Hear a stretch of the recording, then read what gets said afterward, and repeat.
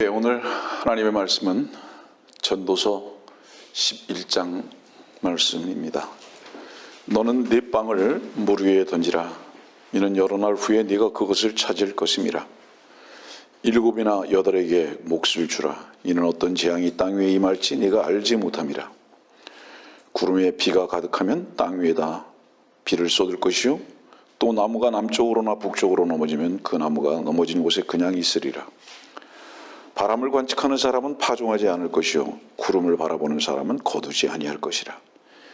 영의 길이 어떤 것인지 아이를 뵌 여인의 태에서 뼈들이 어떻게 자라는지 내가 알지 못함 같이 만물을 지으신 하나님의 일들을 네가 알지 못하느니라.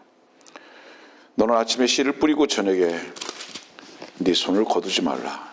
이는 이것이 잘 될지 저것이 잘 될지 또는 둘 다 좋을지 내가 알 수 없음이라. 지금 여러분들에게 읽어드린 말씀의 소중한 내용들이 곳곳에 숨겨져 있지만 저는 먼저 여러분들에게 무엇부터 주지시키기를 원하느냐 하면 각 구절마다 결론을 딱 내리십니다. 것임이라 못함이라 있으리라 할 것이라 못하느니라. 이렇게 하나님의 말씀 앞에 매 구절마다 결론을 내리시는 것은 하나님만이 그 어떤 일 가운데에서도 확신을 가지고 계시고 참되시고 결론을 도출하실 수 있는 분이라는 것을 전제로 이 말씀을 기록하신 것입니다. 뿐만 아니라 또 하나 발견할 것은 네가 알지 못하느니라. 5절 말씀도 네가 알지 못하느니라. 6절 말씀도 네가 알 수 없음이라. 인간은 확실성 있는 것이 하나도 없다. 인간은 다 불가지론 자들이다. 뭐가 어떻게 될지 몰라요. 불확실해요. 하나님만 참되신 이유를 이 말씀 속에서 또 기록해 놓고 계십니다. 저는 한국에 와서 가끔 TV를 보게 되는데 상당히 많은 부분을 어느 곳에 할애를 하냐 하면 어려운 사람들을 돕는 방송들이 계속 나옵니다. 그것은 우리나라 사람들뿐만 아니라 아프리카 난민들이나 혹은 남미에 있는 사람들이나 그 어려움에 속한 사람들, 그들의 아픔과 굶주림과 목마름과 그들의 그 빈궁함을 계속 영상을 통해서 보여주면서 사람들의 마음을 그곳으로 옮겨 놓게 할 뿐만 아니라 그런 영상을 통해서 그 사랑이라는 그 마음이 동참되어지기를 바라는 그런 내용들이 계속 나옵니다. 어려운 가정들과 그런 사람들의 모습을 보면서 사람들의 마음이 얼마나 안타깝고 또 긍휼한 마음이 들까라는 것을 공감하게 됩니다. 또 그것 이상으로 무엇이 있느냐 하면 동물에 대한 부분들을 계속 등장시키는데 아픈 동물들, 매맞은 동물들, 갇혀있는 동물들 이런 것들을 보여주면서 그 동물들을 어떻게 대해야 하는 것인가에 대해서 끊임없이 방송에 나오는 것을 또한 보게 됩니다. 이런 말씀으로 여러분들에게 말씀을 선포하는 이유가 무엇일까요?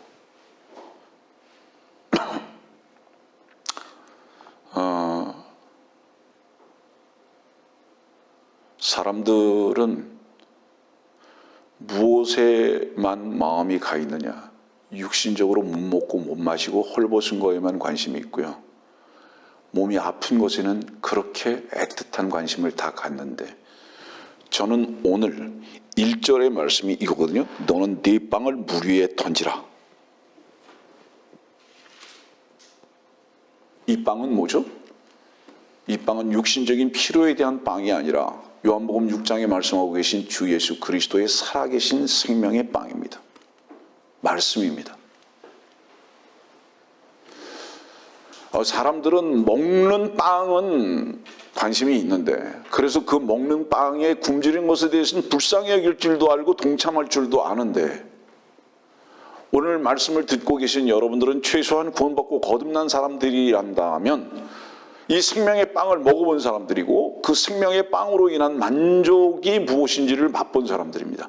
그런데 여러분들은 그 생명의 빵이신 주 그리스도의 살아계신 말씀을 어떻게 선포하고 있는가에 대한 부분을 이 전도서 11장은 여러분들이 도전하고 계신 겁니다.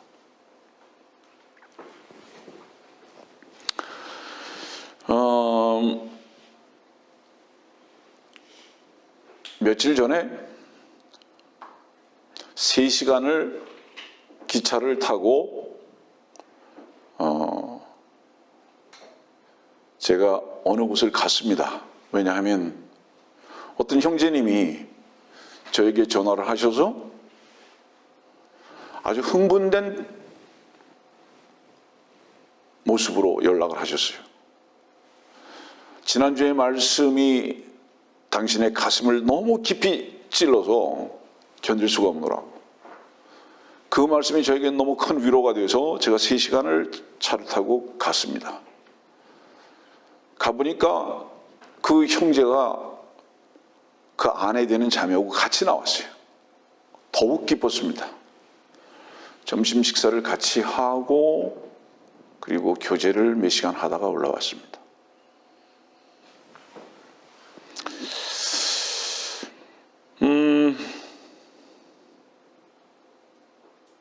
그날 맛있게 짜장면을 먹었습니다.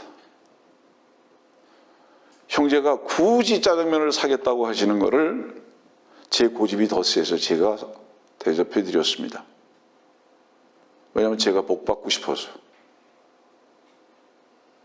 여러분들 주변에 영육간에 도울 사람이 있다는 것은 여러분들의 특권이고 축복의 근거가 되는 것입니다. 특히 주 안에 있는 형제와 자매들을 말씀으로나 위로로나 물질로나 도울 수 있다면 그것은 결코 여러분들의 특권인 것을 잊지 마십시오. 그 형제하고 대화를 하다가 그 형제가 어떻게 지난 수십 년 동안 신앙생활한 걸 자세히 듣게 됐습니다. 제가 진부하게 말씀을 드리진 않습니다. 그 형제의 말이 자기가 한국 교회를 이렇게 다녔고 이렇게 하는데 지금 살아계신 생명의 말씀이 선포되어지는 곳은 아무리 찾으려야 찾아볼 수 없습니다. 제가 의정부 교회에서 말씀을 전하시는 목사님의 말씀을 듣고 비로소 생명의 말씀을 듣기 시작했고 이제 먹고 있습니다.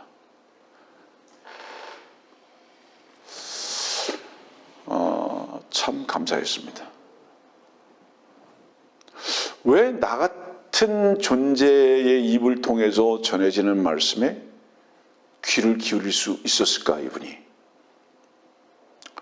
제가 저의 있는 처지와 형편을 다 말씀드렸어요. 그분에게. 그런데 그분이 하시는 말씀이 이렇게 얘기하시는 거예요.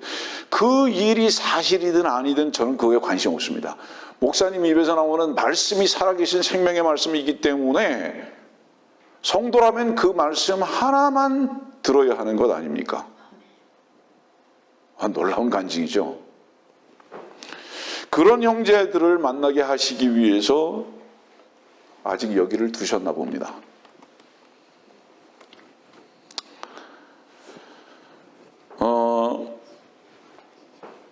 여러분들에게 빵이 없는데 빵을 어떻게 던지겠습니까? 여러분들에게 빵이 있어야 빵을 던지겠죠? 전제가. 그죠? 여러분들에게 그 빵이신 주님이 계시는 거예요. 그리고 여러분들은 배불렀는데 그 생명의 빵에 의해서 배고파 굶주려 죽고 있는 자들을 볼 수 없다면 그건 여러분들이 눈먼 겁니다. 특히 여러분들의 주변에 가장 가까운 곳에 굶주려서 지금 죽어가고 있는 자 아니면 죽어 있는 자들이 있는데 그들을 향해서 여러분들의 영적 시선이 머물러 본 적이 있는가, 불쌍히 여겨본 적이 있는가에 대해서 점검해 봐야 할 시간이라고 저는 생각합니다.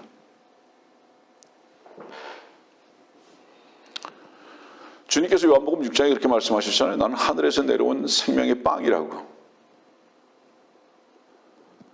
우리의 만족은요, 하늘로서부터 난 자는 하늘의 아버지를 아버지로 만나고 그 빵을 먹어본 자는 만족은 절대서 땅에서 나는 것으로는 불가능하다는 것을 주의 영 가운데서 본능적으로 압니다. 우리의 만족은 하늘로부터만 있는 것이다. 우리의 배부름은 그것으로부터만 제공되는 것이다. 여러분들 보세요. 만나는 어디에서 내렸죠? 만나는 이집트에서 내리지도 않았고 가나안에서 내리지도 않았습니다. 만나는 광야에서만 내렸습니다.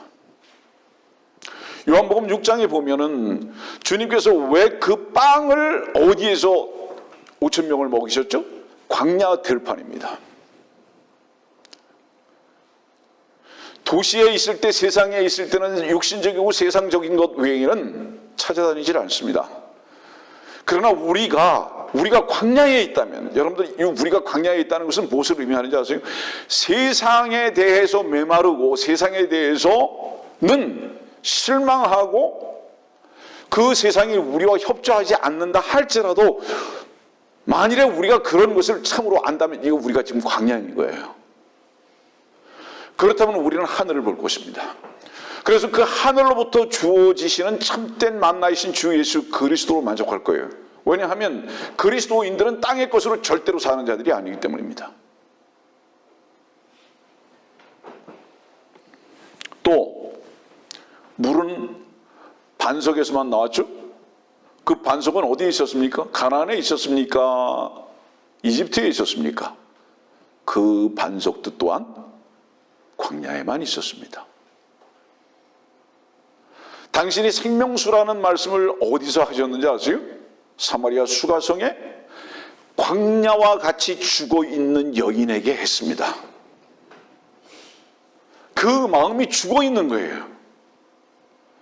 그 여인에게 주님께서는 참된 생명의 양물을 처음 말씀하신 거예요. 하늘로부터 주어지는 모든 영생수와 영생의 빵은 우리들의 심령이 먼저 발견되어야 합니다. 주님 앞에서 나는 광야다. 이 광야라는 건 뭐죠, 여러분들?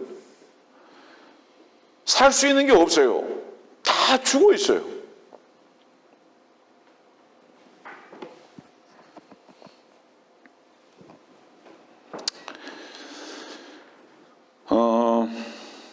많은 백성들이 전부 다 어디로 향하고 있죠? 사망으로만 향해 가고 있습니다. 사망으로 달려가는 기차는 누구도 막지 않고 누구도 제어할 방법이 없습니다. 그리고 그 열차는 너무 화려해 보여서, 너무 즐거워 보여서 모두가 그 열차로 달려가고 있습니다. 그러나 그 열차의 끝자락에는 불지옥인데도 그렇습니다. 꼭 불나방이 그 불의 화려함 때문에 스스로 뛰어들듯이, 여러분들 주변에 다 그렇다 이 말이에요. 전도서의 말씀의 주제는 해 아래서의 인생이라고 전해지고 있습니다. 그래서 해 아래서의 인생이라는 것이 전도서에 29번이나 등장하는데요.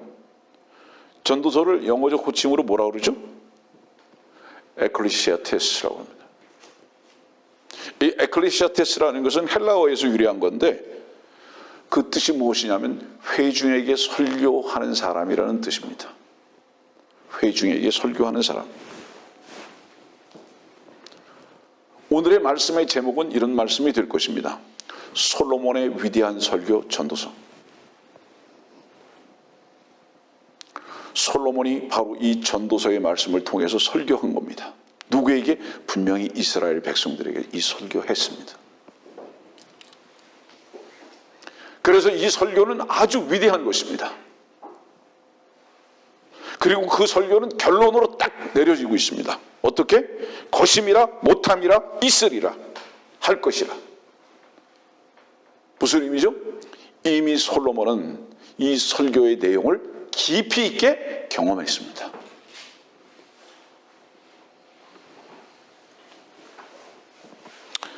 솔로몬의 노래 전도서, 지난번에도 말씀드렸듯이 왜 전도서가 먼저고 솔로몬의 노래가 그 다음이죠? 헛것을 모르는 사람은 신부의 위치도 신랑의 위치도 뭔지를 절대로 모릅니다. 그 신랑이 나를 어떻게 보듬어 줄 수 있는 참 사랑을 가지고 있는지도 알지 못합니다. 인생의 모든 수고는 다 헛됩니다. 왜 헛되죠? 이미 창세기 3장부터 저주를 받았기 때문에. 그래서 해 아래에 있는 모든 것이 다 헛되다고 그랬잖아요. 그렇죠?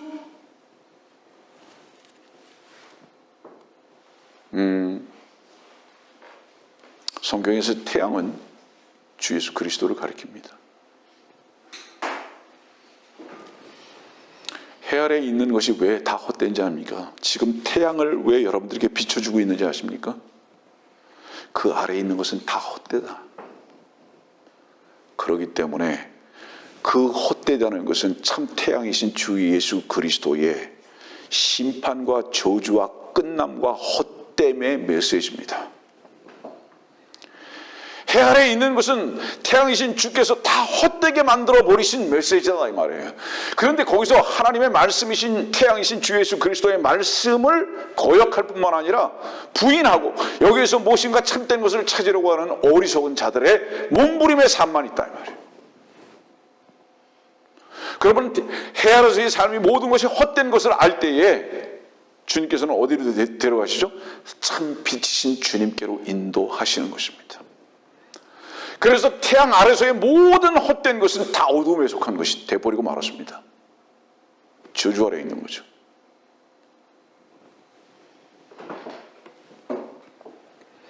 자, 여러분들의 보이는 것과 가치 있게 여기는 것들 중에서 사라지지 않는 것들이 있습니까? 다 사라집니다. 정말로 다 헛되다는 것을 알게 됩니다. 십자가에서는 우리를 어떻게 변화시키는지 아십니까? 여러분들 한번 정말로 십자가로 나아가 보세요. 첫째, 원수가 없어집니다. 원망이 사라지고요. 이해타산이 완전히 없어집니다. 그 십자가에서는 우리로 아주 겸손케 하는 이유가 뭔지 아십니까? 그 십자가를 통해서만이 우리가 자유함을 얻는 이유가 뭔지 아십니까? 다 끝나는 거구나. 다 헛것인데 이렇게 몸부림을 치고 괜히 싸우고 원수 삼고 모함하고 다투고 창을 겨누고 그렇게 사는구나. 여러분들 그리스도 안에서의 가족입니다. 여러분들의 가족은 혹여 잘못을 하고 실수를 했다 할지라도 그것을 판단하는 가족은 하나도 없습니다. 그렇잖아요. 여러분들의 가족이 만일에 잘못했다고 할지라도 한다고 해서 그걸 가지고 손가락질을 하거나 판단하는 사람이 있습니까? 없어요. 다 보듬기만 하려고 합니다. 전부 다. 이유가 뭐죠? 한 피를 가졌기 때문이죠.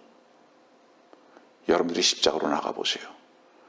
그리스도의 보혈 가운데 하나가 된 사람들은요, 모든 시시비비가 다 끝날 뿐만 아니라 주의 사랑으로 반드시 덮고 보듬으며 함께 손을 잡고 가기를 바라는 그 마음에는 안 생깁니다. 그래서 우리가 그리스도 안에서의 한 가족이라면 원수를 사랑하라고 하셨던 그 말씀이 나를 사랑하셨던 그 사랑의 말씀 가운데에서 그를 향하게 되는 거예요. 그 원수를 향하게 되는 거예요. 주께서 원수인 나를 사랑하셨구나. 이것을 알게 됐을 때 내가 지금까지 이해타산 속에서 감정 속에서 원수라고 생각했던 바로 상대방까지도 덮을 수 있는 자들이 돼버리고 만다 이 말이에요. 여러분들 덮는다는 게 뭐를 의미하는지 아세요? 여러분들 주의 양의 가죽의 옷으로 덮어버리는 거예요. 그 희생으로.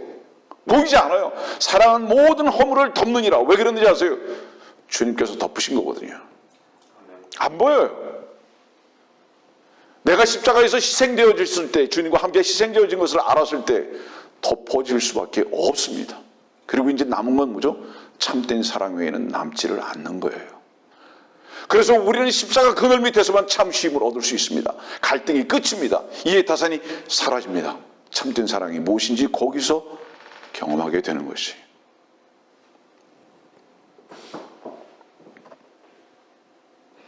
십자가는 주님과 함께 할 수 있는 유일한 시작이죠.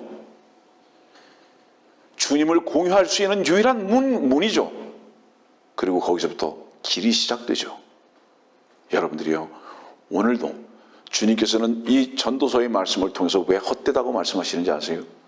너희들이 헛된 것을 어디에서만 알 수 있는지 아느냐? 십자가를 통해서만 알 수 있다. 다 끝나는 것이다.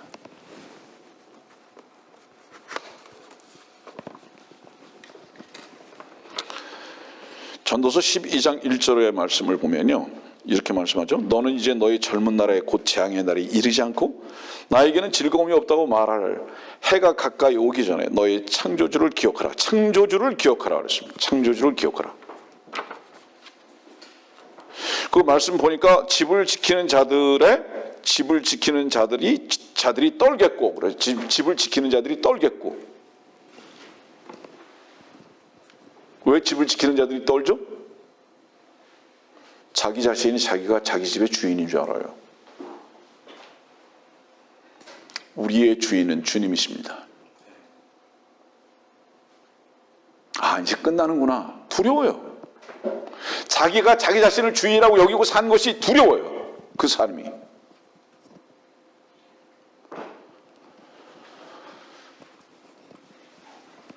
창조주를 기억하라. 여러분들, 창조주가 뭡니까? 모든 만물의 주제죠. 주. 여러분들이 불안하다면, 여러분들이 두렵다면 많은 이유가 있겠지만 한 곳에서 그 이유를 찾아보십시오. 그게 뭔지 아세요? 여러분들에게 권위가 없습니다. 여러분들에게 권위가 없기 때문에 두렵습니다. 불안합니다. 방황합니다.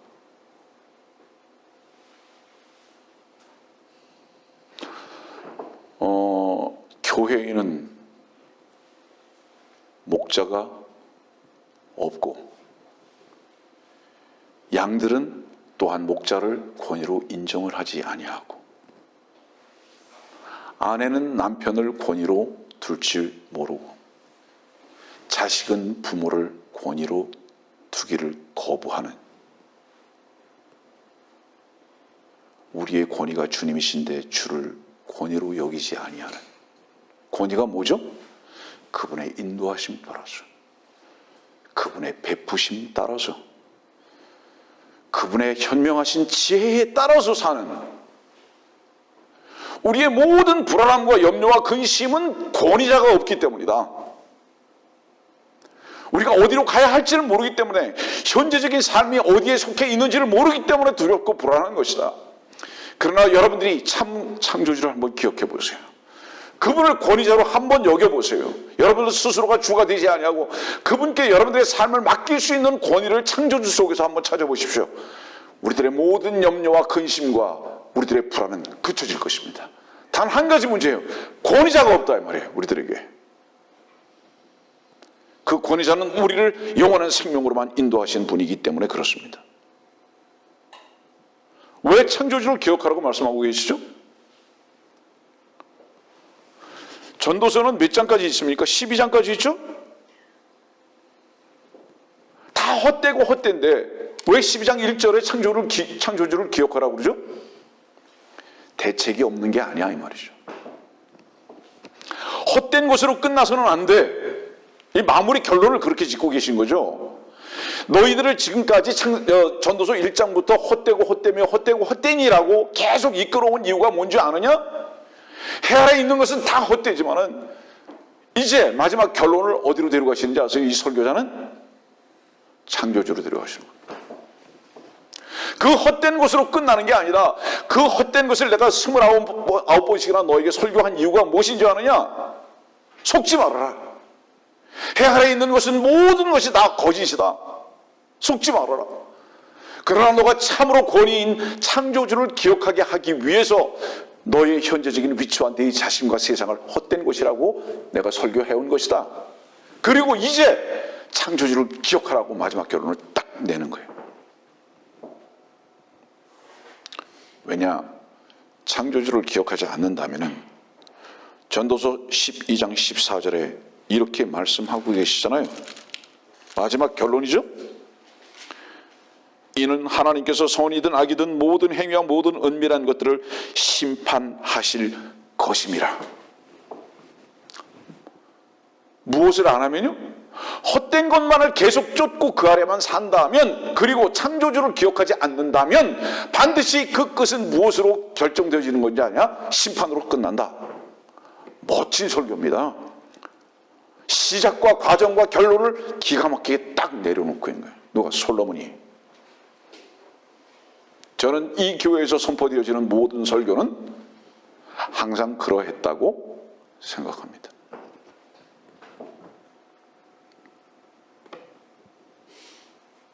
여러분들, 심판하실 것임이니라. 누가 심판을 받죠?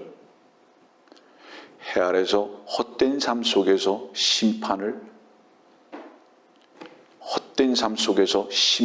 당해본 사람만 미래의 심판이 없습니다. 심판으로 딱 지금 결론을 내렸잖아요. 이 심판을 피할 수 있는 유일한 길이 뭐죠? 이 땅에 있는 동안 심판의 십자가에 동참하는 겁니다. 먼저 가시면류관을 쓰지 않으면 반드시 영원히 그 가시면류관을 거부한 그 사람의 심장을 찌르는 고통이 불 가운데에서 있게 되는 것입니다. 그러나 이 해 아래서 그 헛된 속에서 참으로 그리스도의 십자가에 동참되어지는 심판을 경험했다면 창조주를 안 것입니다. 그 창조주를 안 그 사람은 뭐냐면 이미 빵을 가진 사람이며 그 사람은 그 빵으로 만족해 본 사람이라는 것을 이 설교는 말씀하고 계신 겁니다. 자, 이 전도서 언제 썼죠? 솔로몬의 말년에 썼습니다. 이 말년에 썼다는 것은 무엇을 의미하죠, 여러분들?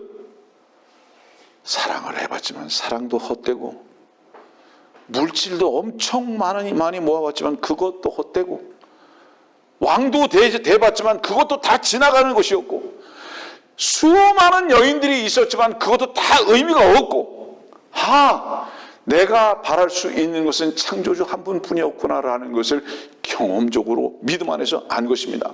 그것이 이 설교자의 결론인 거예요.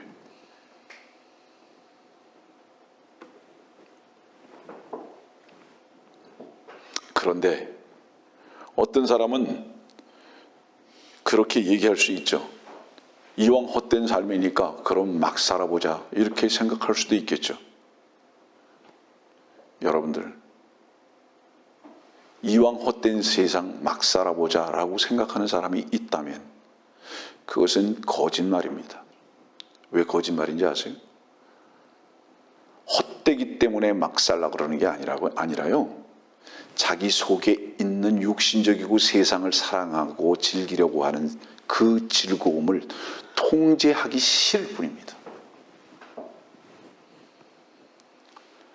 그거를 절대로 무시하고서라도 내 속에 있는 즐거움이나 세상을 향한 요구가 죄라는 것을 알지만 그것을 무시하고서라도 그것을 세상을 즐기고자 하는 그 육신적인 욕망이 그만큼 강하다는 것을 의미하는 것이지, 헛되기 때문에 그냥 일부러 막 살겠다 이런 사람은 하나도 없어요.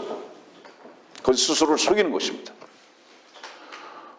헛된 것을 안다면 참된 것을 반드시 찾게 되어 있습니다. 막 살지 않아요.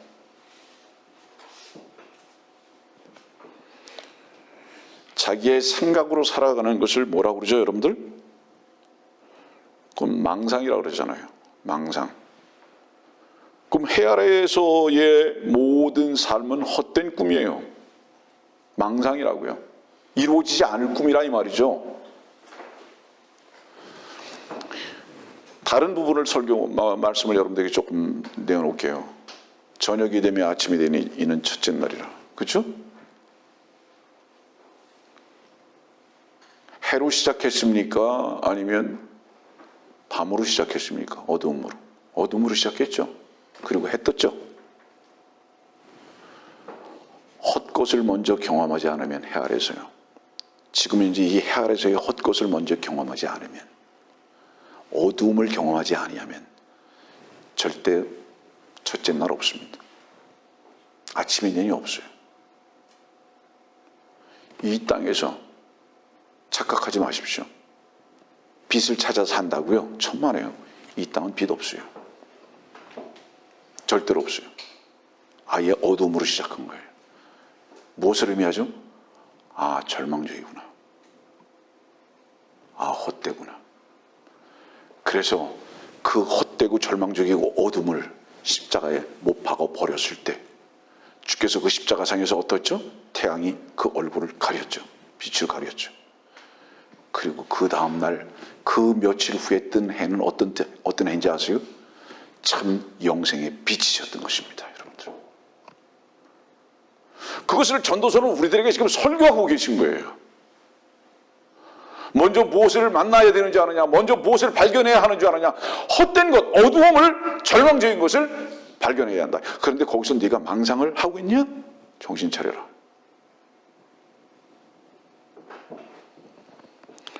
그리스도인이 뭐죠? 그리스도인은 그리스도의 말씀 하나만이 참된 말씀이고 그 말씀을 순종하고 배워가는 자들이 그리스도인입니다.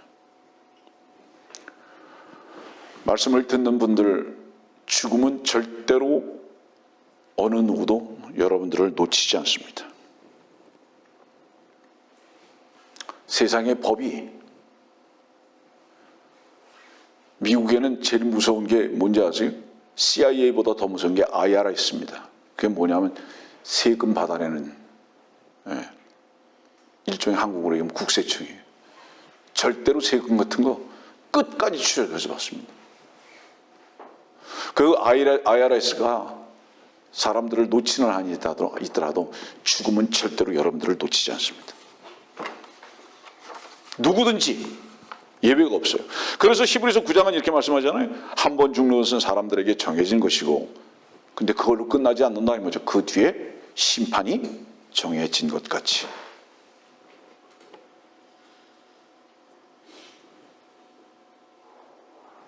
이 말씀은 한 번 죽는 것은 사람들에게 정해진 것이고 그 뒤에 심판이 정해진 것 같이. 이 말씀은 뭐죠? 이 말씀은 온 세상 사람들 한 사람도 빠지지 않고 하나님의 보편적인 은혜의 말씀을 들을 수 있도록 선포하신 겁니다. 다 죽는다. 그리고 다 죽기만 하는 자 아니야? 다 심판받는다. 그거는 솔로몬이 설교하기 전부터 정해진 겁니다. 근데 죽음이라는 것을 정해졌는 것을 알면서도 귀를 기울이지 않아요. 여러분들이 젊음이 영원할 것 같습니까?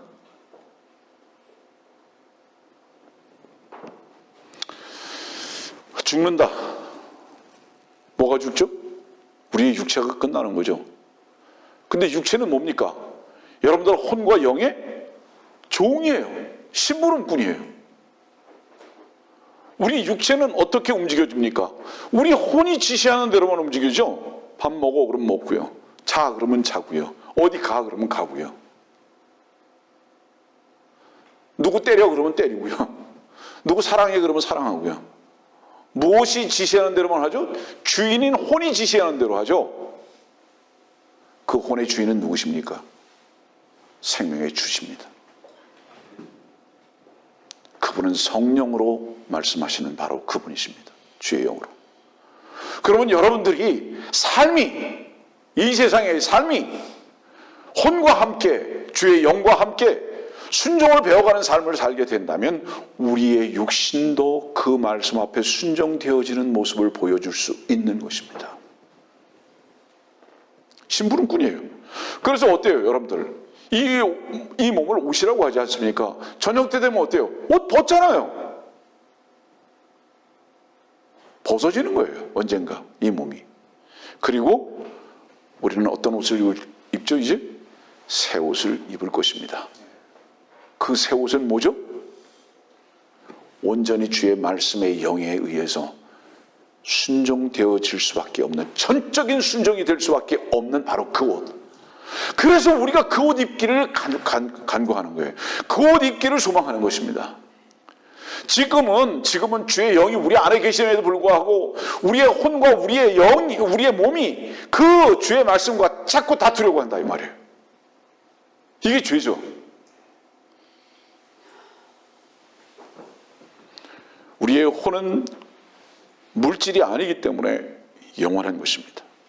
그러나 이 몸이 죽는 죽음은 절대로 여러분들을 놓치지 않을 것입니다. 그래서 솔로몬은 죽음을 앞두고 유서를 쓰듯이 이 설교를 하고 있는 거예요. 하면 이제 헛된 것인데 헛되지 않은 게 뭔가? 결론을 딱 한 가지로 내는 거죠. 빵을 물 위에 던지라.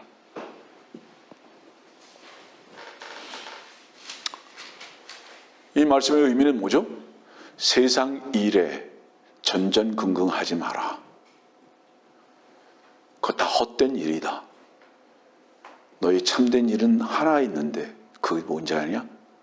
주 예수 그리스도의 참된 빵이신 생명의 말씀을 주님과 함께 그 목적 가운데에서 던지는 바로 그 일이다. 그 하나 외에는 참된 일이 없다. 이게 동역이죠. 주님과 동역하는 동역이죠. 전도서 7장에 이런 말씀이 있어요. 초상집에 가는 것이 잔치집에 가는 것보다 나으니 이는 그것이 모든 사람이 마지막이며 살아있는 사람이 그것을 자기 마음에 유념할 것이기 때문이라. 현명한 자의 마음은 초상집에 있으나 어리석은 자의 마음은 환락의 집에 있느니라. 초상집과 환락의 집이 있어요?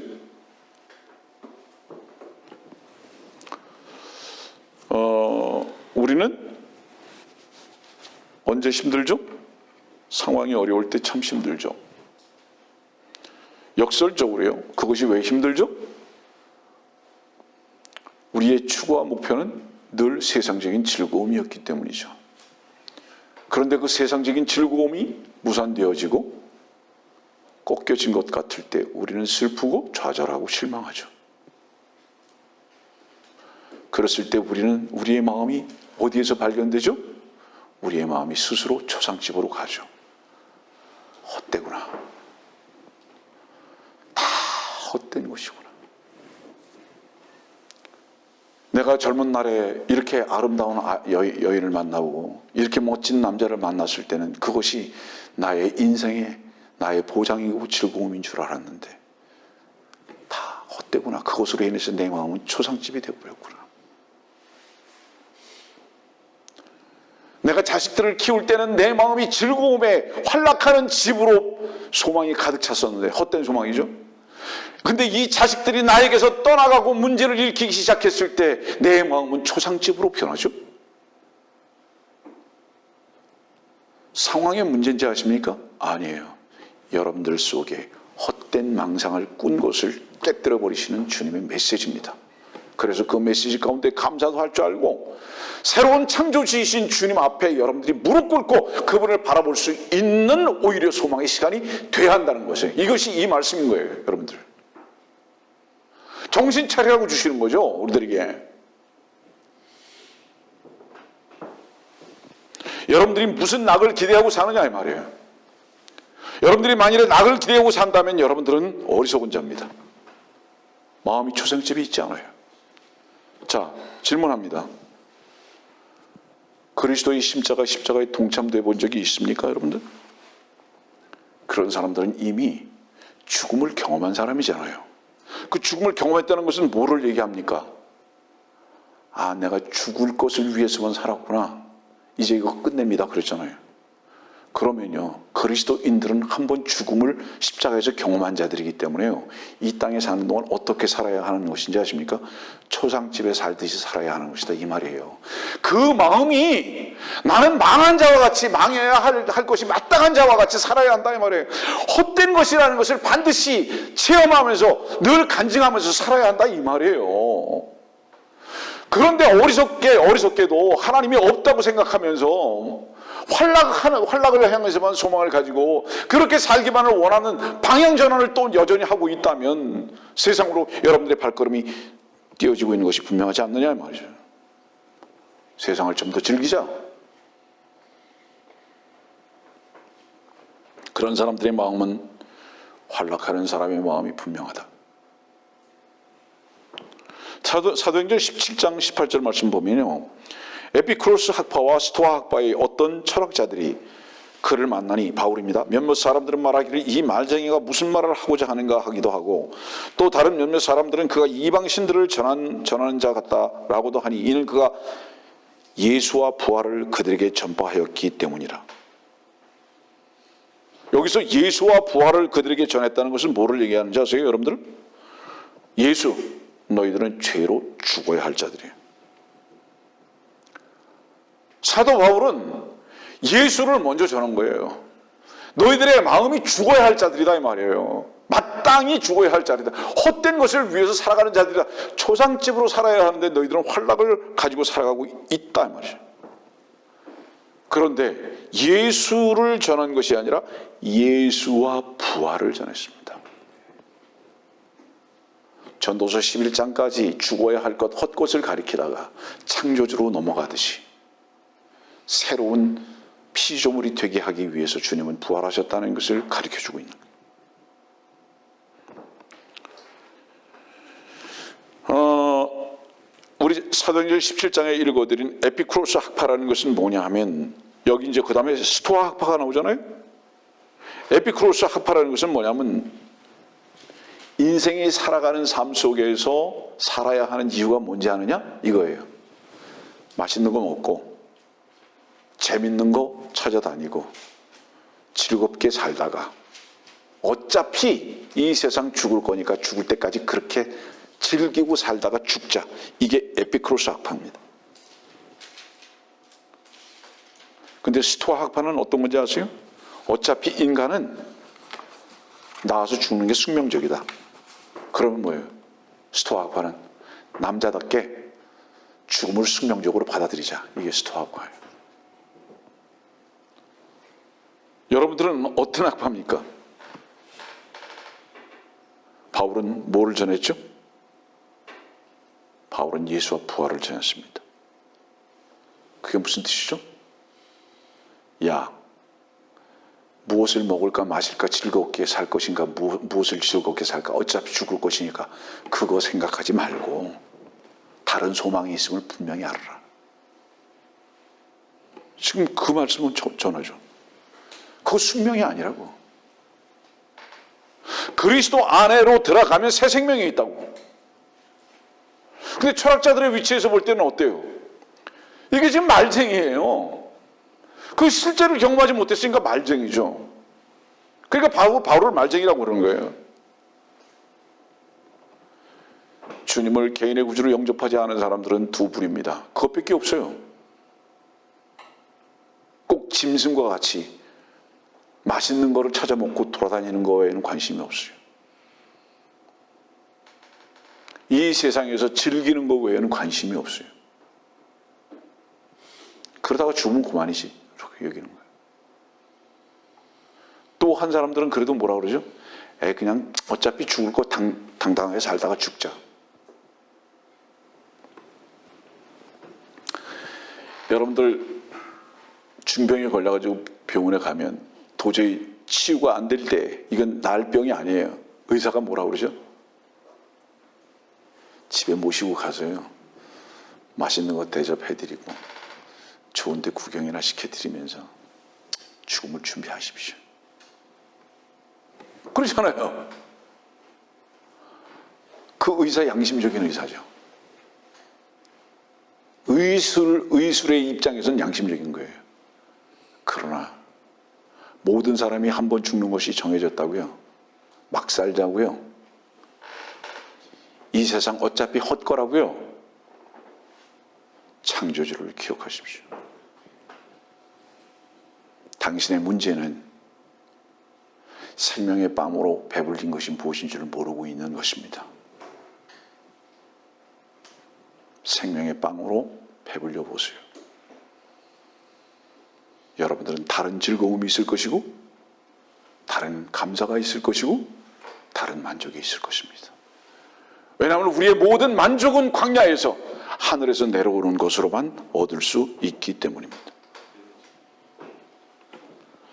자, 전도서 7장 다시 가죠. 현명한 자의 마음은 초상집에 있으나, 자, 현명한 것은 무엇을 말하는지 아세요? 여러분들, 초상집에 있으나, 반드시 마지막은 있다 이 말이에요. 이것을 아는 거죠.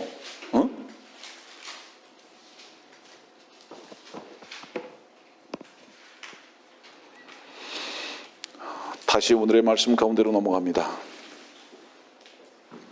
전도서 11장 1절, 너는 네 빵을 물 위에 던지라.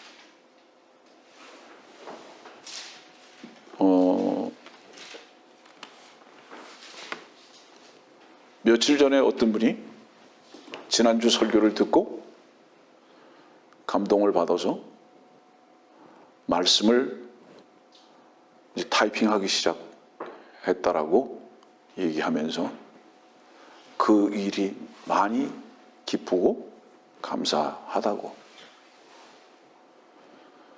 또 말씀을 듣고 계속 연락하시는 분들이 계시죠. 우연치 않게 거의가 다 형제들이죠. 우리 한국만 하더라도 울산에서 있죠, 천안에 있죠, 인천에 있죠, 곳곳마다 연락하는 형제들, 서울에 있죠. 왜 이런 형제들이 일어나고 있죠? 우리는 기대할 수 없었으나 우리는 이곳에서 빵을 던진 것밖에 없죠. 그리고 그 빵을 던진 것에 대한 반응들이죠. 저는 그 형제들이 얼마나 자랑스럽고 감사한지 모릅니다. 정말로 이 부족한 종의 면류관이죠. 여러분들은 이런 기쁨을 언제 맛봤습니까? 여러분들은 언제 빵을 던져본 적이 있습니까? 누가 예측했어요, 여러분들? 그런 분들이 그렇게 연락 와서 감사함으로, 기쁨으로 만나서 서로 허가하면서 참 주님을 자랑할 줄 어떻게 예측이나 했습니까? 예측할 수 없었잖아요. 우리는 주의 말씀을 선포했을 뿐입니다. 주의 생명의 빵은 결코 땅에 떨어지지 않습니다. 반드시 다시 돌아오는 겁니다. 잠언 11장 30절 말씀 보면, 의로운 자의 열매는 생명의 나무니 혼들을 이겨오는 자는 현명하니라. 여러분들, 누가 현명한지 아세요? 여러분들, 어리석고 현명한 자의 차이가 뭔지 아세요? 오늘의 말씀 가운데 보면 헛것에 투자하는 겁니다. 헛것에 투자하는 것 같이 어리석은 자가 어디 있습니까, 여러분들? 그러나 현명한 자는 뭐죠? 주식을 투자해도 수백 수천 배를 벌어들일 수 있는 것을 알아서 거기 투자하는 사람은 현명한 사람이죠. 뭐가 현명한 것이냐? 생명의 빵을 물 위에 던지는 것입니다. 전도서 11장 3절 오늘의 말씀입니다. 구름에 비가 가득하면 땅 위에다 비를 쏟을 것이요, 또 나무가 남쪽으로나 북쪽으로 넘어지면 그 나무가 넘어진 곳에 그냥 있으리라. 영의 길이 어떤 것인지 아이를 뵌 여인의 태에서 뼈들이 어떻게 자라는지 네가 알지 못함 같이 만물을 지으신 하나님의 일들을 네가 알지 못하느니라. 너는 아침에 씨를 뿌리고 저녁에 내 손을 거두지 말라. 이는 이것이 잘 될지 저것이 잘 될지 또는 둘 다 좋을지 네가 알 수 없음이라. 여기 집약된 내용이 뭔지 아세요, 여러분들? 여러분들이 상대방의 상태를 보거나 상황을 보고 빵을 던지거나 집어넣거나 그러지 말아라 이 말이에요. 그 결과 너희들이 모른다 이 말입니다. 옛날 정주영 현대 회장이 가장 유명한 말을 한 게 있어요. 이런 거 있어요. 이거 어려운데요? 이거 안 될 건데요? 이렇게 말하면 네가 해봤어? 네가 해봤어? 여러분들 주변에 말씀을 전해야 할 자들이 있는데 그 빵을 던져보지도 않고 해보지도 않고 안 될 것이다. 상태 보고서 정하느냐 이 말이야. 네가 어떻게 될지 어떻게 아느냐 이 말이에요. 하나님께서 넘어진 나무를 다시 세우실지 어떻게 아느냐 이 말이에요. 왜 네가 정하느냐 이 말이에요. 자, 여러분들 갈릴리 바다를 건너다 보니까요, 폭풍이 일었어요. 다 빠져 죽을 것 같아요. 상황을 말씀으로 정리하시는 분은 주님이세요. 다 굶어 죽게 생겼어요. 보리빵 5개, 물고기 2마리로 그 상황을 종료하시는 분은 주님이신 거예요. 상황은 우리들이 볼 것이 아닙니다. 주님이 이미 보고 계십니다. 그 모든 상황은. 그럼 우리가 할 일은 무엇입니까? 상황을 보거나 그것을 가지고 우리 자신이 결정을 해가지고 해야 하고 안 해야 하는 것을 우리가 결정하는 것이 아니라 우리는 빵을 던지는 것이다. 이 물 위에 던진다는 것은 뭐죠? 이건 요한계시록 17장에 나오는 말씀이죠. 물 위에 앉은 모든 백성들, 사람들, 모든 백성, 모든 사람들에게 생명의 빵인 이 빵을 던지는 거죠. 가까이에 있는 식구들, 친구들. 그런데 자꾸 상황만 본다 이 말이에요. 그래서 주변에 넣었다 뺐다 이것만 한다. 넌 뿌리기만 하라. 결실은 내가 한다 이 말씀이에요. 하나님께서 지금 말씀하시는 게.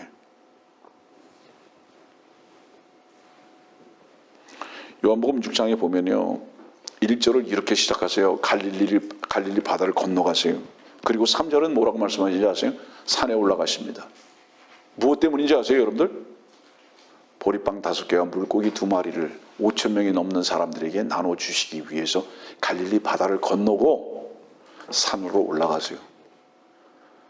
성도들이여, 생명의 빵을 가지고 만족하고 배부르지 못하는 이유가 뭔지 아세요? 여러분들이 갈릴리 바다를 건너지 않아요. 여러분들이 산으로 올라가질 않아요. 무슨 의미인지 아세요? 세상을 부인하지 않는다고요. 세상에서 만족하려고 해요. 갈릴리 바다를 왜 건너가야 하는지 아세요? 도시를 벗어나야 돼요. 산으로는 왜 가야 하는지 아세요? 이 세상을 등져야 하는 거예요. 근데 세상에서 만족을 하려고 하기 때문에 생명의 빵으로 만족하는 게 뭔지를 모르는 거예요. 거기는 주께서 우리들에게 주시는 기도 후에 만족으로 주시는 빵을 결코 먹을 수 없는 곳이라는 말씀을 이 요한복음 6장 1절부터 우리들에게 교훈으로 주시는 것입니다. 요한복음 6장 9절, 소년이 빵을 내놨죠? 물고기 2마리를 내놨죠? 근데 이 소년이 이렇게 말합니다. 그러나 이것들이 이처럼 많은 사람에게 얼마나 되겠나이까? 라고 하더라. 내 하나가 주의 말씀을 전해가지고 무슨 영향을 끼칠 것인가? 지금 이 말이에요, 그 말이. 내 하나가 뭐 말씀 전해가지고 의정부가 내 하나가 말씀 전해가지고 세계가 뭘 어떻게 변할 것인가? 최초의 빵은 12개로 시작했습니다. 최초의 빵은 5개로 시작했습니다. 최초의 빵은 하나로 시작하셨습니다. 예? 그 한으로 시작한 그 빵을 나도 먹고 여러분들도 먹지 않았습니까? 여러분들의 마음 안에 빵을 그냥 숨겨만 놓고 계십니까? 그 빵을 내어놓으라고 말씀하십니다. 왜 우리가 그것을 내놓지 못하죠? 불쌍하게 보이는 자들이 없어요. 왜 그런 불쌍하게 보이는 자들이 없는지 아세요? 여러분들이 생명의 빵의 의미와 뜻이 무엇인지를 모르고 있는 거예요. 그렇기 때문에 불쌍해 보이는 자들이 없습니다. 여러분들 이 빵으로 만족해 본 적이 있는가 되돌아보십시오. 이 소년은 그 빵 내놨죠? 이 소년이 그 빵을 내어놓고 먹었을까요? 안 먹었을까요?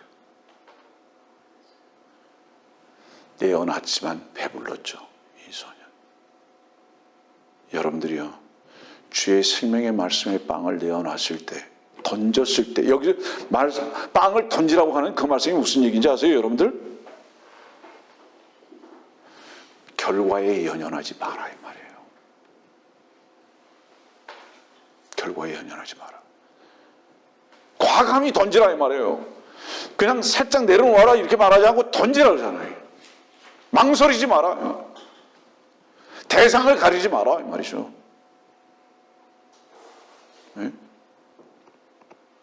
여러분들, 이 소년이 빵을 내어놓고 이 소년이 만족했다는 것은 무엇을 뜻하는지 아세요? 여러분들이 주의 말씀에 빵을 던졌을 때요, 그들이 그거를 짓밟을 수도 있습니다.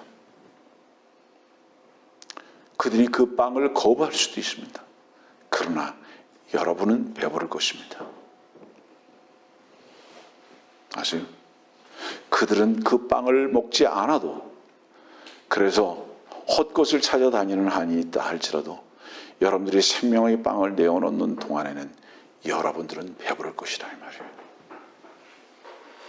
배부른다는 게 뭐죠? 만족이에요. 전도서 11장 2절 다시 봅시다. 7이나 8에게 몫을 주라. 시편 90편 10절 말씀 보면 우리의 연수가 70이요 강건하면 80이어도 그 연수의 힘은 수고와 슬픔이니 그것이 곧 끊어지면 우리가 멀리 날아가나이다. 여기서 전도서는 7이나 8이 나오고요, 시편에는 70이요 80이 나옵니다. 이 의미하는 바가 뭐죠? 이제는 절망적이다. 다 끝날 때다. 이 70이요 80이 뭐죠? 이제 인생이 다 끝나는 거예요. 저 사람은 끝나는 사람이다, 이제는. 그래도 빵을 던지라. 끝난 사람은 없다, 죽기 전에.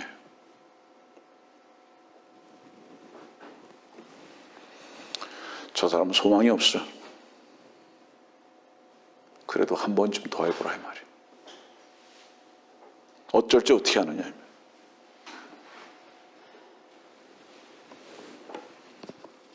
이사야서 55장 10절 말씀은 비와 눈이 하늘에서 내려 그곳으로 다시 돌아가지 않고 땅을 적셔서 싹을 내어 뿌리는 자에게 씨를 주고 먹는 자에게 양식을 준 것 같이 내 입에서 나가는 내 말도 그러하나니 그것은 내게 헛되이 돌아오지 아니하고 내가 기뻐하는 것을 이루며 내가 본이어 이루려 하는 일에서 번성할 것이니라. 생명의 말씀의 빵은요, 절대로 헛되게 쓰이지 않습니다. 그 말씀은 하늘에서 내려오는 것이기 때문에. 예.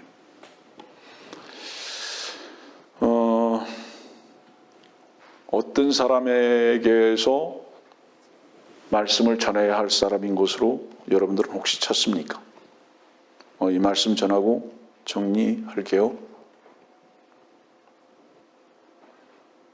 저는 다른 사람은 다 구원받아도 저는 구원 못 받을 줄 알았습니다. 구원이라는 메시지를 듣고 7년 동안 방황하고 싸웠으니까요. 그리고 왜 나는, 다른 사람은 다 구원받아도 왜 나는 구원 못 받을 거라고 왜 생각했는지 아세요? 그 젊을 때도 아무리 봐도 나같이 나쁜 놈은 없었어요.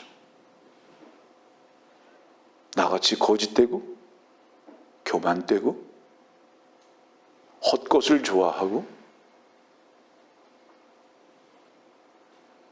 교활하고 아무리 봐도 나같이 타락한 자가 없는 거예요. 다른 사람은 다 구원받아도 그래도 나는 안 되겠구나. 그래서 나는 안 되겠구나. 나는 70이요 이미 80을 넘었던 때예요. 그때 벌써. 그 젊을 때도. 무슨 뜻이죠? 복음을 향해서, 구원을 향해서는 절망적이었다라고 이 말이에요. 내가. 그러니까 오죽하면 내가 자살을 기도했겠냐 이 말이에요. 이제 나는 구원을 나하고는 무관한 자다. 이렇게 내 자신이 여겨버리잖아요. 그런데 나 같은 자에게도 주께서는 구원의 주로 찾아오셨지 않습니까, 여러분들? 우리가 이 생명의 빵을 어떤 사람에게도 다 던져야 하는 것을 여러분들은 어디에서 모델을 볼 수 있는지 아세요? 바로 여기서 설교하고 있는 김요한에게서 보셔야 되는 거예요. 나 같은 자도 구원을 받았는데요. 나 같은 자도. 절망적인 나도 구원을 받았는데요. 그리고 지금 놀랍게도 기독적으로 주님의 은혜로 주의 말씀을 선포하고 있는 위치에까지 있게 되었는데요. 어떤 사람이 제외되어야 하느냐 이 말이에요. 이 구원의 말씀 속에서 여러분들, 나는 종교인 중에 종교인이었고 위선자 중에 위선자였지 않습니까 여러분들? 그런 나에게도 구원의 주께서 찾아오셨는데 누가 이 구원의 주 앞에서 제한되어야 할 사람이 있는가 이 말이에요. 전 그래서 확신하는 겁니다. 누구는 안 돼. 아니다. 나 같은 자도 구원하신 주님이시다 이 말이에요.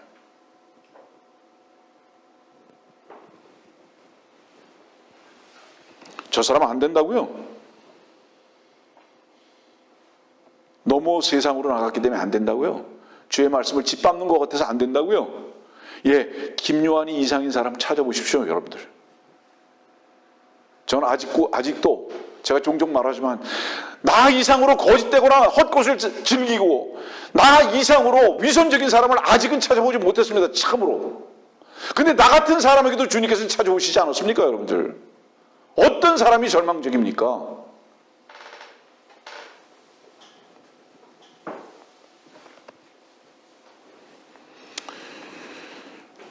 제한하지 마십시오. 형편과 상황을 어떤 사람들을 보시 마십시오. 성경의 나무는 사람들을 말하잖아요. 그 나무가 바람이 불어서 어쪽으로 쓰러져 있다면 여러분들의 생각은 어떤지 아세요? 그거 그대로 있다고 이렇게 말하는 거예요. 제가 넘어졌는데 뭐 지가 일어나가지고 어떻게 움직이겠는가 이 말이에요.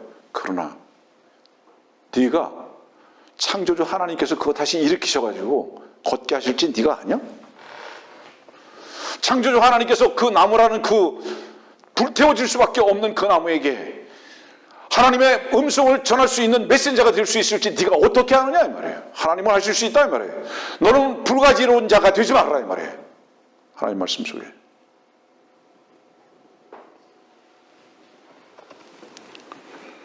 시편 126편 5절은 눈물로 씨를 뿌리는 자들은 기쁨으로 거두리로다.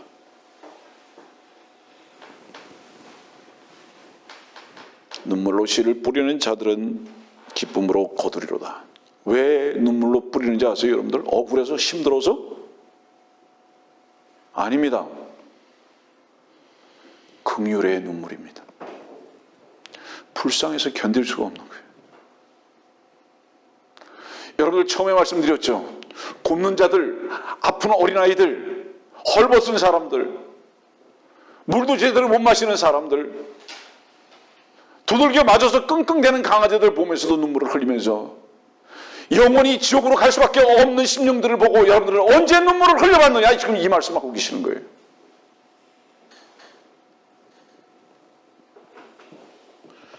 기쁨은 누가 합니까?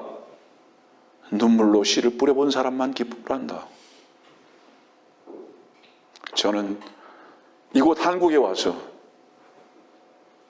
엊그저께 형제와 자매를 만났을 때 저의 기쁨이 너무 컸습니다. 네? 미국에 있는 어떤 형제가 내년도에 성경 강연을 위해서 구체적으로 준비해 놓는 것들을 저에게 보내왔습니다. 이 형제는 복음을 전해야 하는 이 당위성을 알고 있는 형제구나. 자기 자신이 물질을 들여서 모든 것을 준비해 가고 있는 그 형제를 보면서 그 형제의 그 주님 앞에서의 그 사역의 동력 앞에 저 기도 안 할 수가 없잖아요.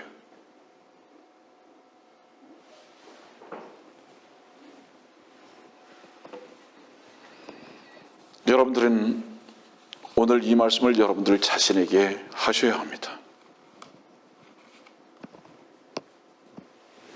이 말씀을 들으면서 여러분들 혹시 아프지 않습니까? 그렇다면 여러분들은 죽어있는 자들입니다. 전도서 11장 4절에 있는 말씀 보고 마칩니다. 바람을 관측하는 사람은 파종하지 않을 것이요 구름을 바라보는 사람은 거두지 아니할 것이라.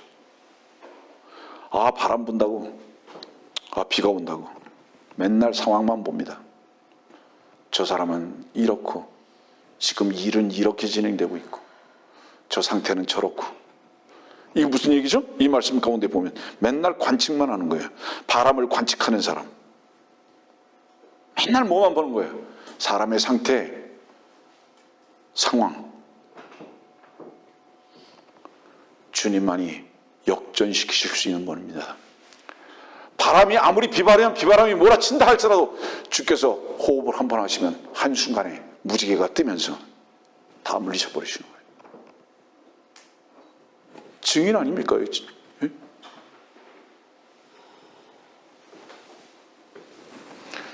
인간은 그 상태를 절대로 바꿔놓을 수 없습니다.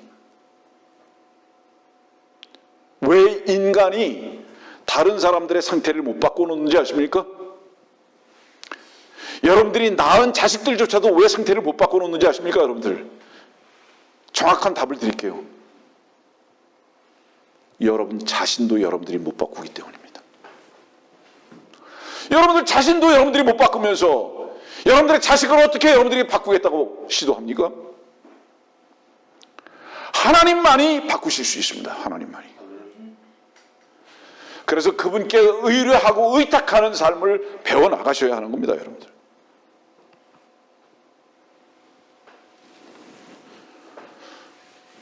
우리 주변에 쓰러져 있는 나무들, 넘어져 있는 사람들, 나의 식구들, 친구들, 주님만이 일으켜 세우실 수 있습니다.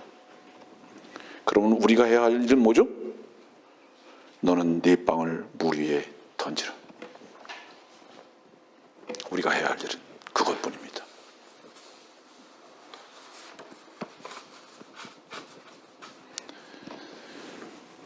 누가복음 10장 2절 말씀입니다. 그러므로 주께서 그들에게 말씀하시기를 참으로 추수할 것은 많으나 일꾼들이 적도다. 그러므로 너희는 추수의 주께 기도하여 추수할 일꾼을 보내주시라고 하라. 여기 보니까 추수의 주라고 말씀하십니다. 이 추수의 주라고 말씀하시는 그 뜻이 무슨 뜻이죠? 너는 빵을 던지기만 해. 너는 말씀의 씨를 던지기만 해. 추수는 내가 한다 이 말이에요. 결실은 내가 한다 이 말이에요.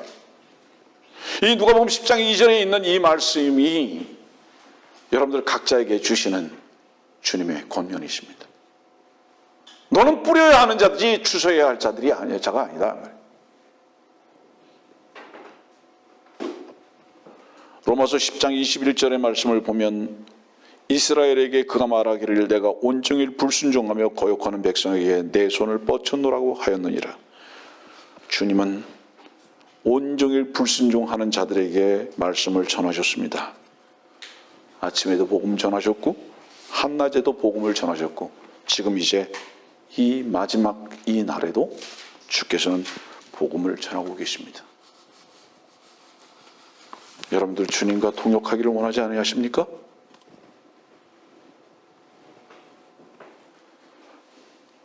말씀을 전하다 보면 모두가 반응하지 않습니다. 그렇게 보여요. 절망적입니다. 다 아픈 자들이고요.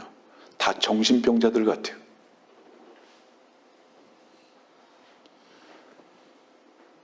소망이 없는 자는 그런 사람들을 보면서 절망하고요.